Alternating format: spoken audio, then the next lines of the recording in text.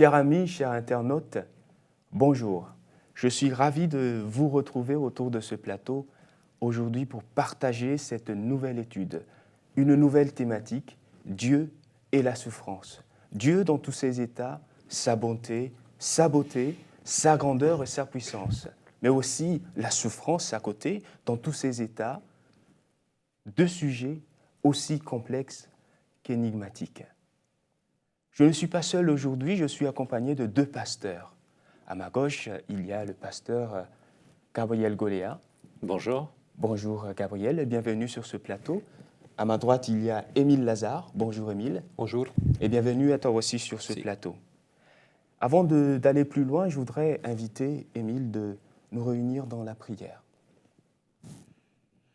Seigneur, nous voulons te remercier pour le privilège d'ouvrir ta parole et nous implorons dans ces moments ta sagesse et la capacité d'être humble quand nous allons vers les questions qui sont liées à notre existence aujourd'hui. Nous t'avons prié au nom de Jésus. Amen. Amen. Amen. Concilier la réalité du mal avec la bonté infinie et toute puissance de Dieu a été toujours un sujet qui préoccupait bon nombre de théologiens, des philosophes, des scientifiques. Comment comprendre cette trilogie paradoxale, le mal, la bonté de Dieu et sa puissance?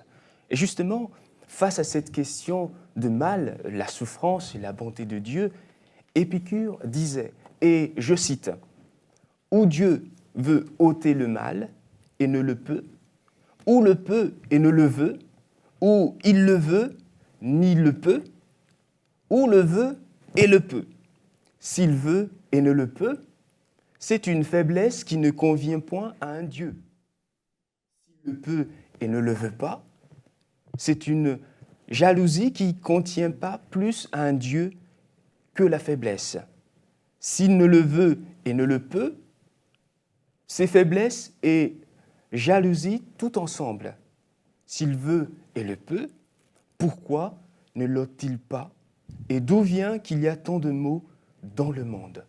Et ma question est, que peut-on retenir de cette citation?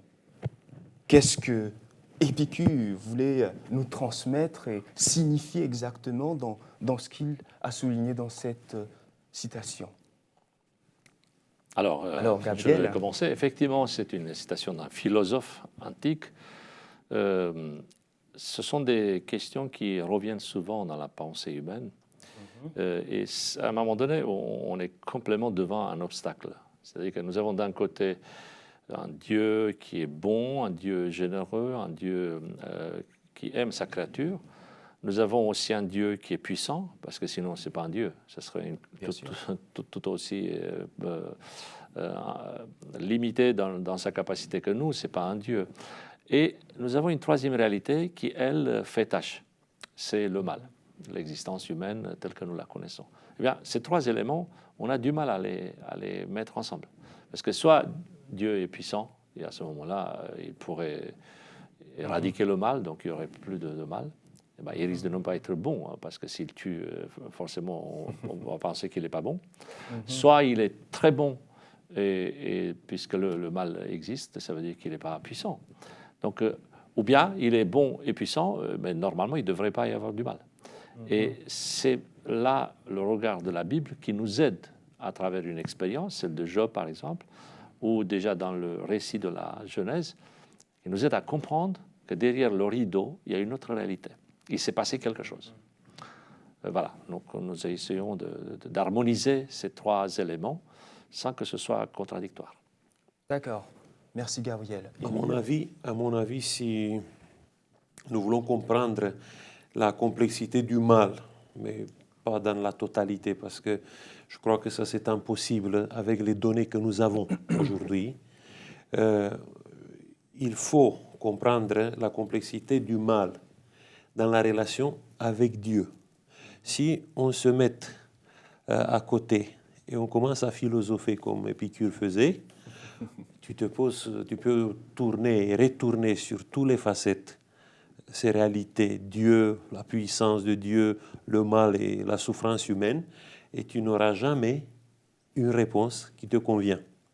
Seul dans la relation qui se crée entre l'homme et Dieu, l'homme peut comprendre quelque chose de cette réalité, de cette complexité du mal. Mais en dehors de la relation avec Dieu, à mon avis, c'est impossible d'aller vers une réponse qui peut te satisfaire. D'accord. Face à cette réalité, justement, trois réactions s'émergent. Et une de ces réactions que nous allons voir tout de suite, c'est le point de vue athéiste. Et la question qui revient souvent, c'est puisque le mal et la souffrance existent, donc Dieu n'existe pas. Comment accueillir ce genre d'affirmation, ce genre de questions, ou quelle réponse peut-on avancer, même si on ne saisit pas le mystère du mal et de la souffrance? Avons-nous quelques éléments de réponse que nous pouvons avancer quand même? Je crois que les athéistes donnent une réponse à une autre question, parce que normalement, il y a deux questions. La première, c'est est-ce que Dieu existe? Est-ce que nous pouvons savoir si Dieu existe ou pas? La deuxième question, si Dieu existe, comment il est? Est-ce qu'il est bon ou est-ce qu'il est jaloux, comme Épicure disait? Et parce que la plupart des athéistes vivent peut-être dans un monde chrétien où il y a cette idée que Dieu est bon, que Dieu est amour. Quand ils constatent des réalités un peu paradoxales, ils disent parce qu'il y a la souffrance, ça prouve que Dieu n'est pas bon, ça prouve que Dieu n'existe pas. Mais si vous lisez dans la Bible, dans l'épître des Romains, l'apôtre Paul dit que la perfection invisible de Dieu, sa puissance éternelle et sa divinité. Tu es dans quel verset? Romains chapitre 1, le verset 20. D'accord. Romains 1, 20. Oui. L'apôtre Paul dit que les perfections invisibles de Dieu, sa puissance éternelle, sa divinité se voient comme à l'œil depuis la création du monde. Ça veut dire que tu peux répondre en regardant la nature, en regardant la complexité de la vie, l'univers même, tu peux répondre à cette question si Dieu existe ou pas. Oui, ça se voit. Tu ne peux pas dire que tout ce qui t'entoure est l'œuvre de Lazare. Même les plus grands scientifiques aujourd'hui, ils sont contents de dire qu'à l'origine de l'univers, à l'origine de la vie, il y a une cause intelligente.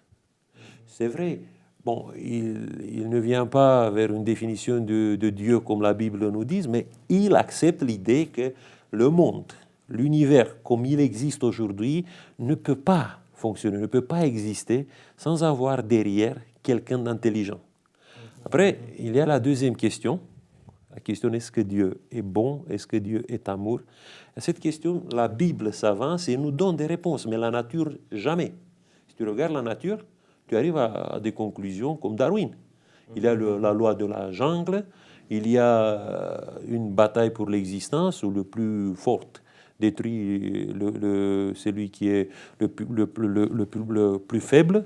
Et c'est ça, si tu regardes la nature, tu ne vois que la majesté, la puissance de Dieu, mais pas la bonté. La bonté ne se trouve pas dans la nature.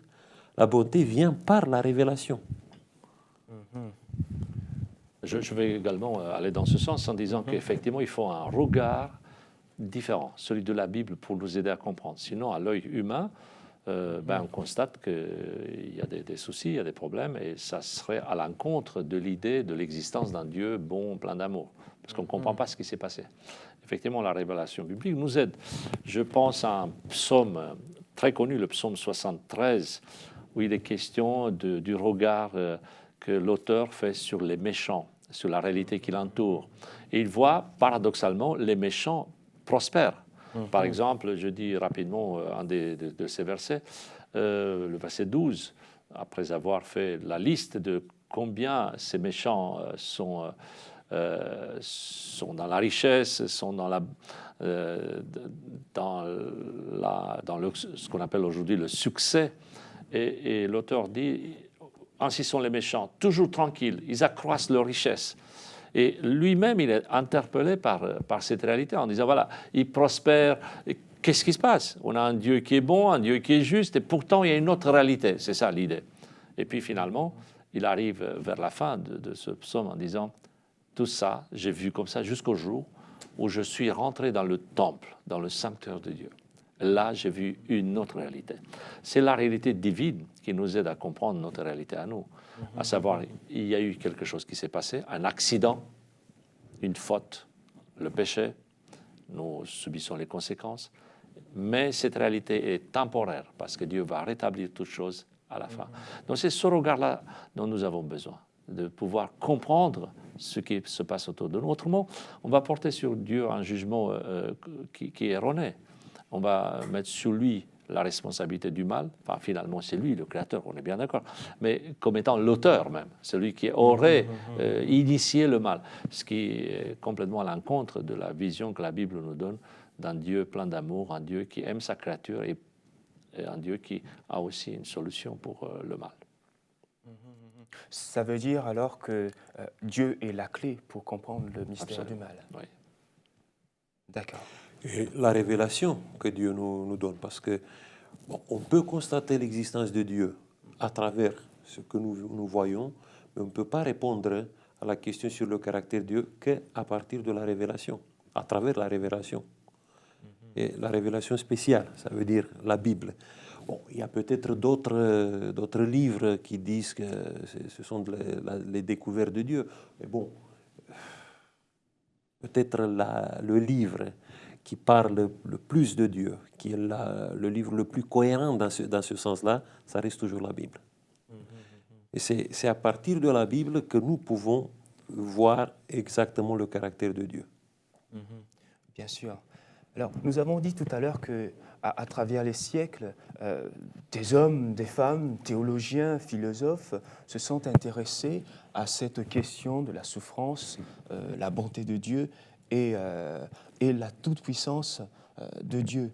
Et dans le point de vue philosophique, on se rend compte aussi qu'il y a des philosophes justement qui se sont donnés comme tâche de résoudre cette énigme concernant le mal, la puissance et la bonté de Dieu. Et de cette démarche philosophique sortait une notion que nous appelons aujourd'hui la théodicée. En quoi cela consiste réellement? Alors, que veut-elle dire la oui, notion? c'est un nom barbare, mais c'est facile à l'expliquer. C'est composé de deux particules, deux mots, théos qui veut dire Dieu et dikaios qui veut dire juste, ou tous les mots apparentés qui sont liés à la justice, etc. C'est-à-dire que c'est la discipline, on va dire ça comme ça, qui s'occupe, qui se donnait comme objectif de justifier Dieu. Et c'est une démarche qui a été ici et là dans la pensée des philosophes. On peut penser à Leibniz ou plus proche de chez nous, quelqu'un comme Paul Ricoeur, un théologien et éthicien récent, qui ont voulu harmoniser justement ces trois affirmations. Comment sauver, entre guillemets, le caractère de Dieu en affirmant les trois propositions. Dieu est bon, Dieu est juste, mais le mal existe. Et voilà la complexité de l'affaire. Si on arrive par des arguments, par des textes, à prouver que les trois affirmations se tiennent, même si c'est complètement irrationnel. Ce n'est pas dans notre logique à nous, parce qu'il est plus facile, comme on vient de le dire, il est plus facile de soutenir deux affirmations, mais pas la troisième. Peu importe dans quel ordre on prend, c'est plus facile à soutenir deux, mais jamais trois. Eh bien, la démarche de la théodicée, donc cette discipline de la pensée, de la philosophie, mais aussi de la théologie, c'est justement de faire en sorte que les trois tiennent ensemble. Or, là, il y a le regard du livre de Job qui nous aide beaucoup, c'est-à-dire voir ce qu'il y a au-delà du rideau. La pensée humaine s'arrête à ce qu'on voit. Effectivement, Job, ses amis, c'est la réalité immédiate. Et ses amis ne comprennent pas. À la limite, ils sont même très durs. Ils ont raison. Ils vont sauver, entre guillemets, l'image de Dieu. Et ils le font bien. quand ils prennent la parole, c'est véritablement des discours qu'on approuve. Ils parlent de la grandeur de Dieu, ils parlent aussi du fait que peut-être dans la vie de Job, il y a un souci, ce qui est tout à fait vrai. Mais là où ils avaient un problème, c'est qu'ils ne voyaient pas tout le tableau. Ils ne faisaient pas le lien entre cette souffrance qui était là, qui était visible, qui était difficile à intégrer, et peut-être autre chose. Eh bien, autre chose, c'est le livre de Job qui nous découvre. Et vous avez remarqué que si au début, on pose des questions, beaucoup de questions, mais à la fin, c'est Dieu qui parle. Et Job dit, j'ai compris, il n'y a plus de questions. La question, c'est dans la présence de Dieu. Et c'est comme ça que le livre se termine en disant, globalement, tu te poses des questions parce que tu ne sais pas ce qui s'est passé, etc. Tu es un peu perturbé par ça, même si ça fait mal, hein, on est bien d'accord. Mais Dieu lui dit, vers la fin du livre, on trouvera ça, chapitre 40, 41, 42, où il dit, regarde les étoiles, regarde les astres, ça fonctionne à merveille. À ton avis, logiquement, je peux tenir tout ce système et qui est merveilleux, dont Émile parlait tout à l'heure, quelque chose d'extraordinaire. On voit même à vue humaine, en plus, si on a un regard plus élargi, eh bien, tout cela se tient. Qui le tient? Ben, Job dit, ok, j'ai compris. Non, c'est toi qui t'occupes de tout ça. Tu peux t'occuper de ma vie aussi. Voilà, c'est la leçon du livre, globalement. La confiance dans un Dieu qui a la réponse, même si pour nous, pour l'instant, on n'a pas toutes les réponses. Bien sûr. Émile. Parce que la souffrance c'est très difficile à comprendre pourquoi.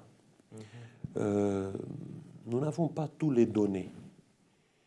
Bon, si on prend un cas particulier, par exemple, un enfant qui est né dans l'année fatidique 1986 dans l'Est. Il est né après la catastrophe de Tchernobyl. Il arrive à l'âge de 30 ans cette année et il découvre qu'il y a un problème. Il a un lymphome, un cancer. Et bon, il y a une liaison que les médecins lui disent peut-être il y a une justification avec ce qui se passait dans l'année de ta naissance. Bon, la personne se pose la question, pourquoi lui? Il est allé à l'église, il a été un bon enfant dans l'église, il s'est marié comme un bon chrétien. Pourquoi lui? Il y a beaucoup de jeunes de 30 ans qui survivent, qui peuvent vivre sans problème, et lui, maintenant, il doit batailler contre le cancer. Et bon, tu le regardes et tu n'as pas de réponse. Pourquoi lui? Pourquoi pas les autres? Parce que c'est quelque chose, la souffrance, c'est quelque chose qui nous échappe. Et essayer de justifier pourquoi, à un moment donné, c'est fatigant. Tu arrives à un moment donné où tu peux dire, voilà, je n'ai pas de réponse. Et au lieu de tomber dans l'autre extrême en disant que Dieu, c'est quelqu'un de très mal, ou que Dieu n'existe pas, ça sera mieux qu'à un moment donné, tu t'arrêtes et tu fais confiance à Dieu.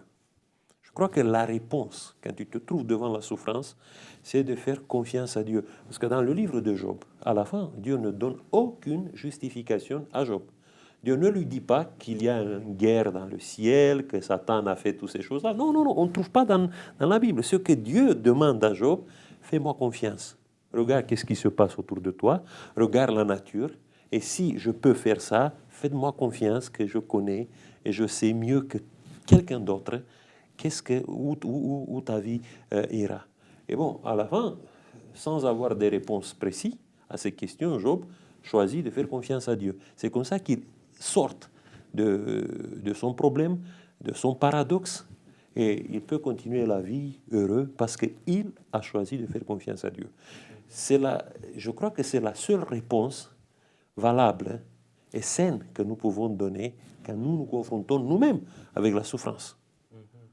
Merci Émile. On se rend compte en vous écoutant, je me rends compte que malgré cette théodicée, malgré cette tentative de justification de la justice de Dieu... Ça peut exister des justifications. Je vous donne un exemple. Bon, le problème de ceux qui ne sont pas croyants et qui prospèrent, et le croyant qui ne prospère pas.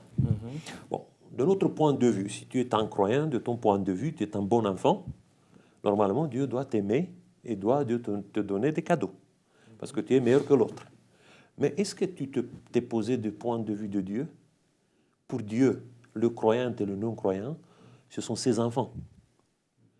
Et si tu es parent, tu es père, et tu as 2 enfants, un enfant qui est bon et un enfant qui s'est éloigné de toi, vers qui tu vas avec plus de cadeaux? Vers celui qui est bon ou vers celui qui s'est éloigné de toi? Donc ça, du point de vue de Dieu, il faut voir Dieu en tant que Père quand il agit dans le monde. Il ne faut pas être jaloux parce que quelqu'un qui s'est éloigné de Dieu, il a une vie peut-être plus facile. Peut-être c'est une manière que Dieu utilise pour lui montrer sa bonté, pour lui montrer qu'il ne l'a pas oublié. Peut-être un jour, cette personne va se retourner vers Dieu à cause de cette bonté de Dieu. Mais il ne faut pas être jaloux parce que Dieu est bon avec quelqu'un d'autre qui n'est pas contre toi. Il faut qu'on sorte à un moment donné de cette logique où nous sommes bons. Il faut que Dieu nous donne rapidement, nous donne une récompense pour ça. Et juste rebondir sur cette idée, effectivement, il y a ce piège. Et nous l'attendons parfois autour de nous. Plus on prie, plus on est fidèle, plus on attend que la bénédiction arrive. Et des fois, on fait des erreurs en enseignant aux autres cette idée, ce qu'on appelle parfois la théologie de la prospérité, même d'autres matériels. Il y a des gens qui viennent à Dieu parce qu'ils veulent avoir une meilleure voiture. Ils veulent être bénis. Et la bénédiction pour eux se limite à tout ce qui est matériel, tout ce qui est visible. Or, Dieu n'a pas promis ça.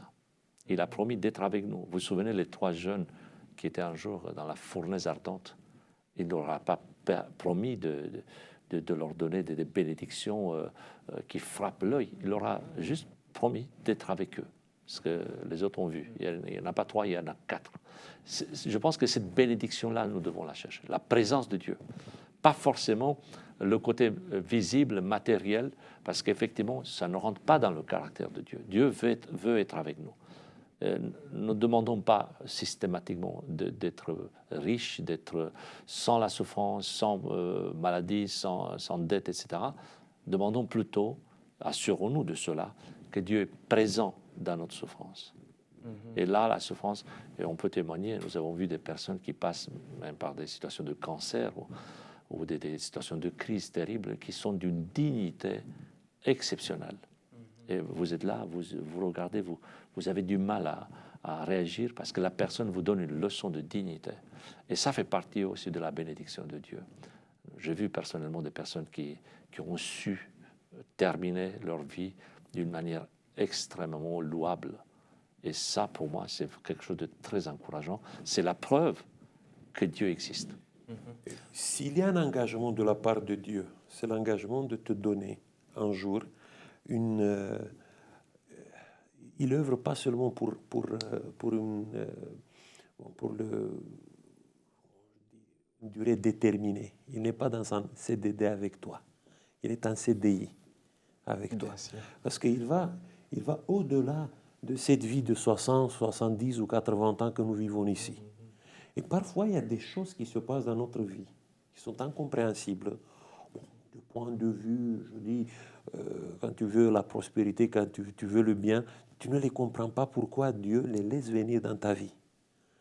Mais il y a cette promesse qu'un jour, tu vas comprendre. Et tu vas comprendre que toutes ces choses-là œuvrent, comme disait l'apôtre Paul, œuvrent pour le bien de ceux qui sont les enfants de Dieu. Merci Émile. Le temps passe très vite. Une dernière question. Quelle est la réponse de Dieu alors face à cette souffrance-là? On a vu tout à l'heure que la théodicée possède quand même ses limites dans la réponse apportée à cette trilogie paradoxale que nous avons mentionnée depuis tout à l'heure. Quelle est sa réponse par rapport à cela? Alors, je me servirai du texte de l'apôtre Paul qui dit dans sa première lettre aux Corinthiens, premier chapitre, verset 23, « Or nous proclamons un Christ crucifié, cause de chute pour les Juifs et folie pour les non-Juifs. » C'est vrai, il n'est pas bien compris. La croix n'est pas bien comprise. Mais c'est ce que nous sommes appelés à prêcher, à expliquer. C'est ça la solution. La croix, le sacrifice de Jésus, c'est la réponse à la question du mal. Nous n'avons jamais vu dans les religions comparées, on fait ça souvent, il n'y a pas de divinité qui se mette à la place de sa créature. Il n'y a que Dieu de la Bible qui fait ça. Dans ce sens-là, peut-on parler de la souffrance de Dieu? Absolument. C'est lui le premier qui souffre.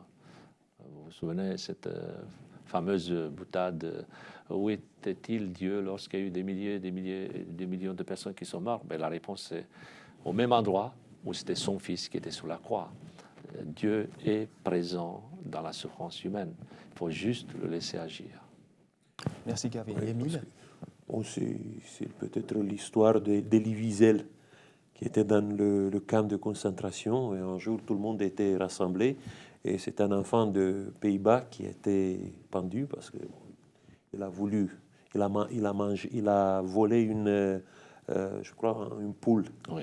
Et bon, l'enfant, il était trop maigre et il a dû rester dans le pendu pendant quelques minutes, une dizaine de minutes devant toute la foule qui regardait son agonie, parce que l'enfant ne pouvait pas mourir, il était trop faible pour être pendu. L'enfant, il est mort. Et quelqu'un derrière a posé la question, mais où est Dieu dans tout ça? Et quelqu'un de la foule a montré avec le doigt, voilà, il est là. Et quand on pose la question, où est Dieu dans notre souffrance? Bon, le premier qui souffrait, qui a souffert à cause du mal, c'était Dieu. D'abord, il a vu des créatures s'éloigner de lui. Et il est un père qui voit ses enfants partir. Et ça, c'est terrible, c'est déchirant. Après, il a souffert effectivement, physiquement, en Jésus-Christ. Il a souffert le mal peut-être plus que nous. Et il le connaît plus que nous dans la souffrance. Dans ce cas-là, tu ne peux pas l'accuser en disant, voilà, Dieu n'est pas bon, Dieu n'est pas comme ça. Tant que Dieu est parti de notre souffrance, on ne peut pas l'accuser de rien. Merci Émile. Nous arrivons à la fin de cette étude qui est très riche. La question qui revenait depuis le début, où était Dieu? Mais l'autre question qui se pose aussi, où est l'homme ou où était l'homme? Ça relève de notre responsabilité aussi face à la souffrance et le mal. Que Dieu vous bénisse et je vous donne un rendez-vous dans la prochaine étude. Au revoir.